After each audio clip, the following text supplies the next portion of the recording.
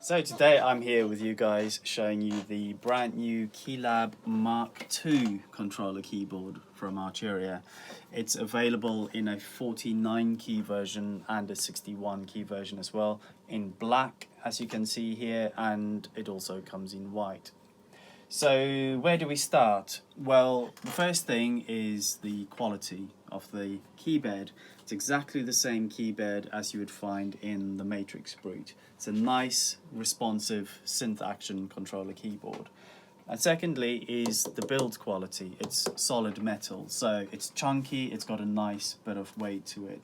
It'll act very nicely as the central point in your home studio, and you'll be seeing a lot of these live on stage.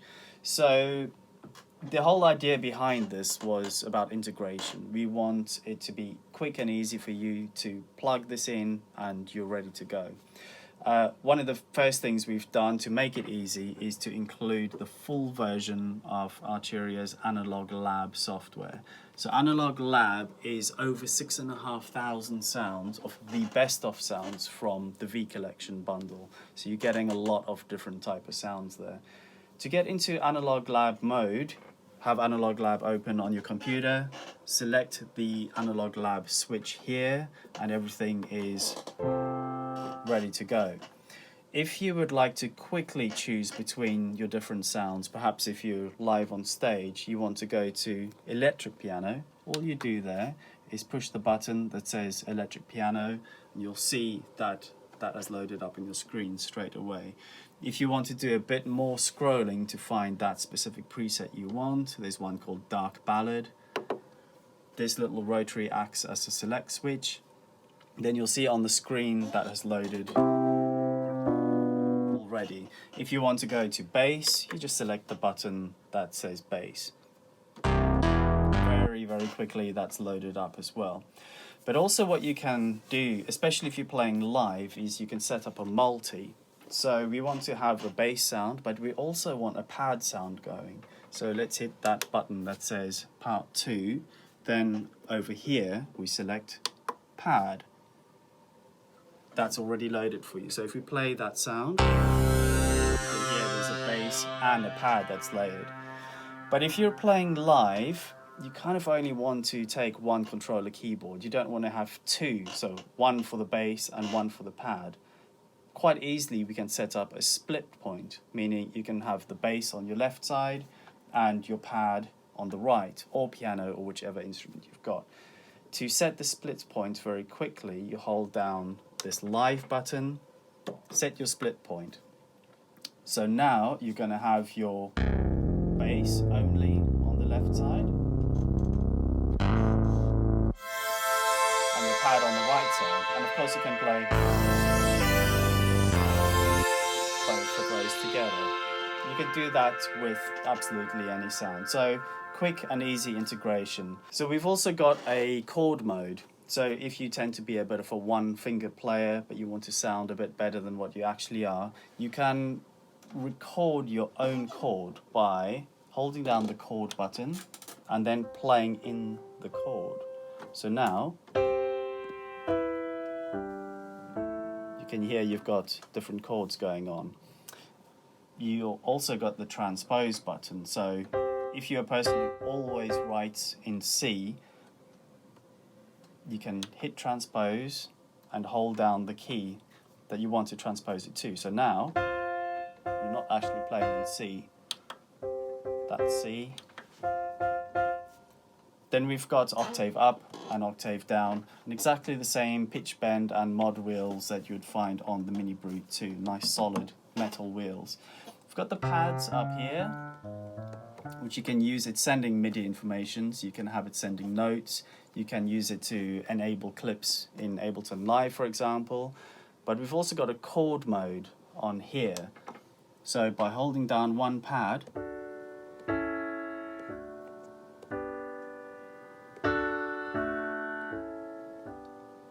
you've got various chords going on. You can create your own chords and save these chords into there. That's it with the Analog Lab section. So over 6,500 sounds, from pianos to strings to bass to sequence parts, to leads. You've got everything. Really, really good quality sounds and easy to use. Moving on from there, we've got the DAW section here, which starts off with the transport at the bottom. So all the main transport controls you've got there, but we wanted to have nice deep integration with all the major DAWs. So by switching from analog lab mode to DAW mode, you can see here as we're using live, we've got that set as live to control all the features. If you are using something else, let's say you're using Logic or Pro Tools. So now if we were using Pro Tools, everything would be mapped to Pro Tools. So this section here is kind of as default. If you want to enable the metronome, you click that. If you want to do punch in, you click a button. If you want to read or write while you're in mix down mode or in record mode, you can do that. Enable metronome, save, solo track, mute track. You don't really have to use the mouse anymore. The idea is you use this as a central control surface for everything, your software instruments, and to control your DAW.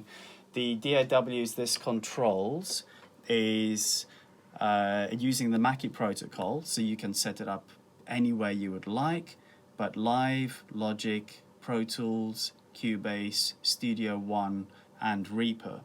So let's say I'm using Cubase. It actually comes with these little magnetic overlays, because each DAW has its own little features and its own little tricks. So you can put on your magnetic overlay, or let's say you're using Live, flip it over, and then you get one of these magnetic strips for each one of the major DAWs. On the right hand side, now that we're in Cubase mode, if I was running Cubase, this would control all the faders in the mixer section, this would control all the pans, and you can have various banks, so even if you've got a very big project on the go, that won't be a problem. But you can also go into user mode on the right hand side, and essentially everything on the controller keyboard, apart from the transport, is sending MIDI information. So you can use this to control any other virtual instruments by any company. If you wanted to use it to control software plugin effects, you can do all that through the user section. But something that's very fun and very unique about this controller keyboard is the connectivity at the back, where we've actually got CV connectivity. If I flip it up, you can have a quick look. So we've got CV there. So we've got pitch out, gate out, mod 1, mod 2. You've got MIDI in and MIDI out, and then you've got 5 inputs here for controls, pedals, obviously sustain, expression, aux 1, 2, and 3, which are pedals that you can use to control anything that you would like to assign it to, and also it's got CV in. Connects via USB to the computer, and it's fully bus powered. You don't have to use it with a power supply. If you weren't using it with a computer, you can get a power supply for this as well if you want to use it in standalone mode, to perhaps use it as a controller for just external synthesizers or external modules. So all in all, a very solid controller keyboard here. Importantly, it's got a great feeling keybed. That's the connection between you and the instrument that you're playing. Comes free with the full version of Arturia's Analog Lab. Also comes with Arturia's Piano V software. The Keylab MK2 comes with a whole bunch of free software as well. It comes with the full version of Analog Lab 3 with over 6,500 sounds. It comes with Arturia's Piano V2 software, the piano virtual instrument. And it also comes with the version of Ableton Live Lite. So once you get it, you're ready to go. And the software by itself is worth quite a lot. So all in all, a good all-round controller keyboard, very weighty, feels good. It's going to save you a lot of time with all the integration with especially the DAWs. You plug it in and you're going to be ready to go.